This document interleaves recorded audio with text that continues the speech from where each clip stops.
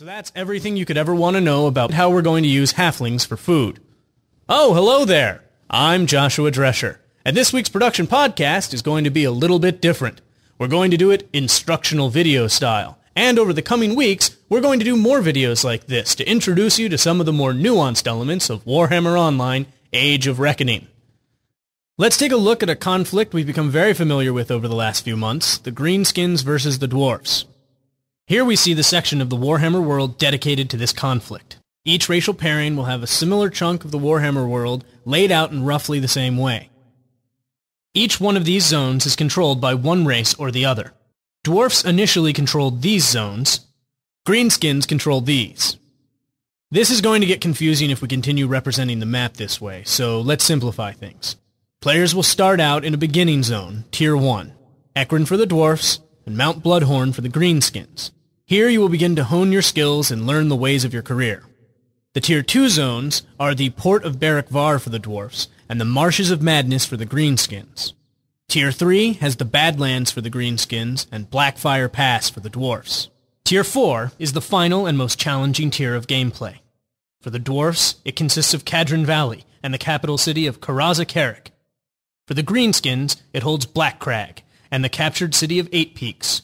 Between these final areas lies Thunder Mountain, a set of zones initially in neither side's control.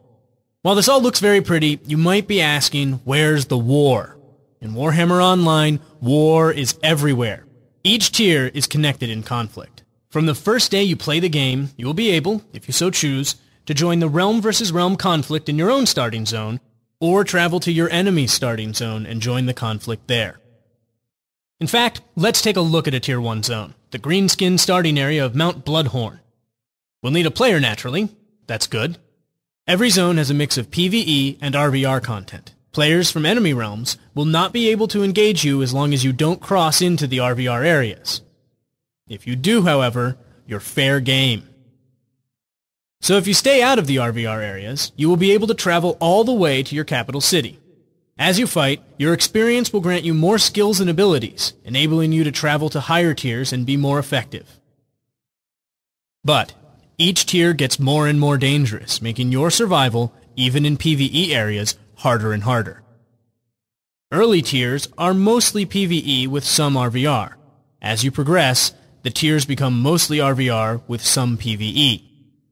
You aren't forced to RVR if you don't want to. In fact, it will be entirely possible to reach Tier 4 through PvE gameplay alone, but the easiest method for advancing will be a combination of both.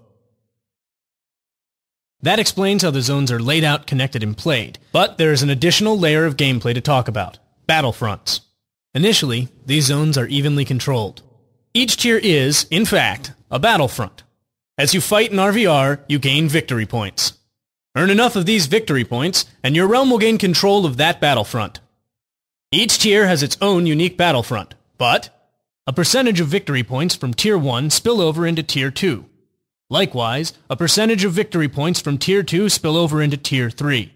So your victory points in lower tiers increase your points in upper tiers. This is part of what we mean when we say war is everywhere. Even low-level players in Tier 1 will ultimately be contributing to the overall war effort. As you can see, it all leads to Tier 4. And as you might have guessed, victory points from Tier 3 spill over here as well.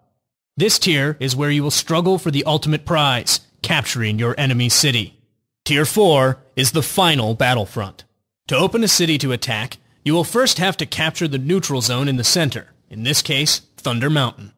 Once you have enough victory points to control that zone, its scenarios will lock down, and scenarios in your enemy's Tier 4 zone will open up, allowing your realm to attack that zone. This makes Tier 4 a constant struggle for the battlefront. If your enemies hold the line, they can push the front back to the neutral zone. If they continue to gain victories, they will open up your own Tier 4 zone to attack. However, let's continue.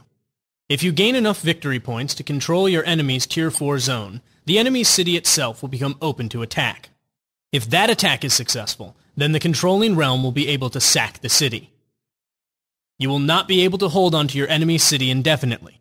Systems will be in place that will eventually wrest control of the cities back to their rightful owners. When this happens, the conflict will begin again.